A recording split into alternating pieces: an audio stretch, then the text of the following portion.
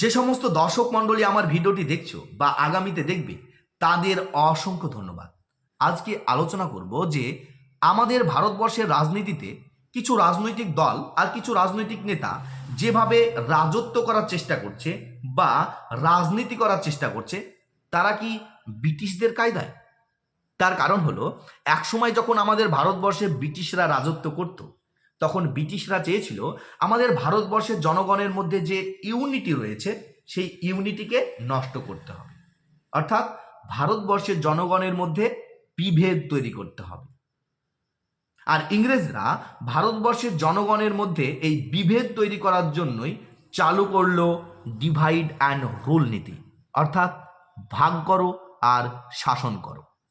আর এই divide and rule নীতিকে বাস্তবায়িত করার জন্যই তারা বেছে নিল ধর্মকে। এবং ইংরেজরা তখন ভারতবর্ষে এক ধর্মের মানুষের সঙ্গে আর এক ধর্মের মানুষের একটা দ্বন্দ্ব বাঁধিয়ে দিল। তারপরেই শুরু করলো তারা রাজত্ব করতে, যার ফল ভারতবর্ষ তিনটে ভাগে ভাগ হয়ে গেল: ভারতবর্ষ, পাকিস্তান, বর্তমান বাংলাদেশ। যদিও বাংলাদেশ 1971 সালে পাকিস্তানের কাছ থেকে স্বাধীন একটা রাষ্ট্র হিসেবে আত্মপ্রকাশ করে, কিন্তু একসময় তো বাংলাদেশ এই ভারতবর্ষের সঙ্গেই ছিল।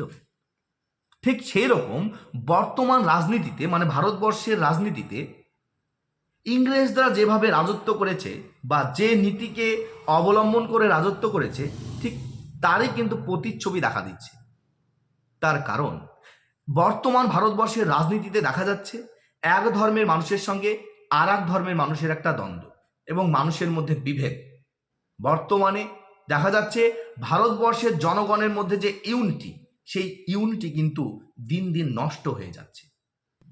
এবার আমরা বোঝার চেষ্টা করব যে কিভাবে ভারতবর্ষের রাজনীতিতে কিছু রাজনৈতিক দল আর কিছু রাজনৈতিক নেতা ভারতবর্ষের জনগণের মধ্যে বিভেদ তৈরি করার চেষ্টা করছে বা ইউনিটি নষ্ট করার চেষ্টা করছে, সেটাও আবার ডিভাইড অ্যান্ড রুল নীতিকে কেন্দ্র করে, যেটা চালু করেছিল ইংরেজরা।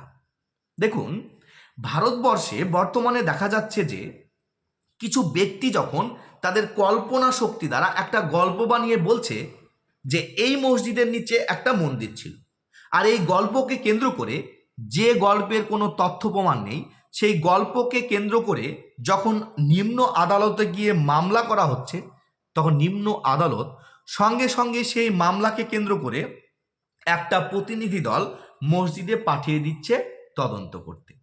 যখন তদন্তের কাজ শুরু হচ্ছে, তখন ভারতবর্ষে একটা আলোড়ন তৈরি হচ্ছে, একটা খারাপ পরিস্থিতি তৈরি হচ্ছে। ঠিক সেই সময় আদালত আবার রায় দিচ্ছে যে কোনো ধর্মীয় উপাসনালয়ে কোনো প্রতিনিধি দল পাঠানো যাবে না বা আর পাঠানো হবে না বা কোনো তদন্ত হবে না। এখানে প্রশ্ন হলো, তাহলে সেই নিম্ন আদালত কেন সেই প্রতিনিধি দলকে পাঠিয়েছিল মসজিদে তদন্ত করতে? আর যদিও বা পাঠালো, তাহলে কেন সেই তদন্তকে আরো এগিয়ে নিয়ে গেল না? যদি সঠিক হয়, তাহলে সঠিকটাকে বাইরে নিয়ে আসা কি অন্যায়? বা বাইরে নিয়ে আসলে সমস্যাটা কোথায়? যদিও ভারতবর্ষের সংবিধান অনুযায়ী 1991 প্লেসেস অফ ওরশিপ অ্যাক্ট অনুযায়ী 1947 সালের 15ই আগস্টের পর ভারতবর্ষের মাটিতে যে সমস্ত ধর্মীয় উপাসনালয়গুলো রয়েছে যেভাবে সেভাবেই থাকবে, সেগুলোকে ভাঙাও যাবে না, সেগুলোর রূপ পরিবর্তনও করাও যাবে না। তারপরেও কিন্তু এই প্রতিনিধি দল গিয়েছিল, ঠিক আছে, যদিও বা গেল, ঠিক আছে গেল, কিন্তু সেই তদন্ত কেন বন্ধ হয়ে গেল? এটা একটা প্রশ্ন। তাহলে কি তাদের উদ্দেশ্য ছিল যে এই তদন্ত শুরু হবে, আর যখন ভারতবর্ষে একটা বিরাট আলোড়ন তৈরি হয়ে যাবে, মানুষে মানুষে মানুষে যখন একটা মানে দ্বন্দ্ব তৈরি হবে, ধর্মে ধর্মে যখন একটা দ্বন্দ্ব তৈরি হয়ে যাবে, তখন আমরা বন্ধ করে দেব, তাহলেই তো সংবিধান আর আমাদেরকে আক্রমণ করতে পারবে না? এটাই কি তাহলে তাদের উদ্দেশ্য ছিল? এরপর দেখা যাচ্ছে যে কিছু কিছু জায়গায়, যেমন আমাদের মুর্শিদাবাদে হঠাৎ করে একটা পুজো মণ্ডপে আল্লাহকে কেন্দ্র করে একটা কুরুচিকর মন্তব্য করা হচ্ছে, সেটা হলো নেম প্লেটে। এবং সেই তদন্ত করে দেখা যাচ্ছে যে একজন ব্যক্তি যে ইঞ্জিনিয়ারিং লাইনে পড়াশোনা করছে, তার নাম হলো সায়ন হালদার নাকি যাই হোক, সেই ছেলে তিনি হ্যাক করে মোবাইলের সাহায্যে এই নেম প্লেটে আল্লাহকে কেন্দ্র করে কুরুচিকর মন্তব্য লিখেছিল।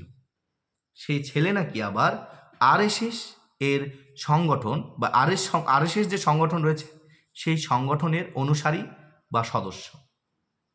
তাহলে ভারতবর্ষে যে বর্তমানে এত ধর্মে ধর্মে ধর্মে ধর্মে এত বিভেদ, এত মানে মারামারি হানাহানি, সেটা কি তাহলে সেই ব্রিটিশদের শেখানো যে নীতি, সেই নীতিকেই কি চালু করে এটা করা হচ্ছে?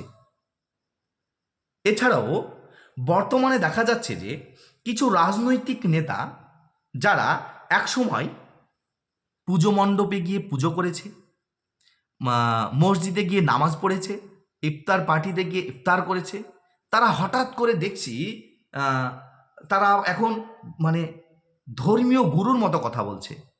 তাদের ধর্মের প্রতি একটা আলাদা যেন টান রয়েছে, একটা আলাদা যেন একটা দায়িত্ব রয়েছে।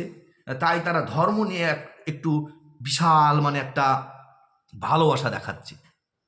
এটা কেন হঠাৎ করে তারা মানে ধর্ম নিরপেক্ষ ছিল, হঠাৎ করে তারা একটা কোনো ধর্মকে কেন্দ্র করে সেই ধর্মের প্রতিনিধি হয়ে সেই ধর্মের প্রতি ভালোবাসা দেখাচ্ছে? এটাও কিন্তু ভাবার বিষয়। তাহলে কি ভারতবর্ষের রাজনীতিতে সেই ব্রিটিশরা যেভাবে রাজনীতি করে গিয়েছে সেই নীতিই কি আবার ফিরে আসছে, বা সেটাকেই কি মানে তুলে ধরা হচ্ছে, বা সেটাকেই কি ব্যবহার করা হচ্ছে? আপনাদের কি মনে হয়? অবশ্যই আপনাদের মূল্যবান মতামত আপনারা প্রকাশ করবেন। ধন্যবাদ সকল।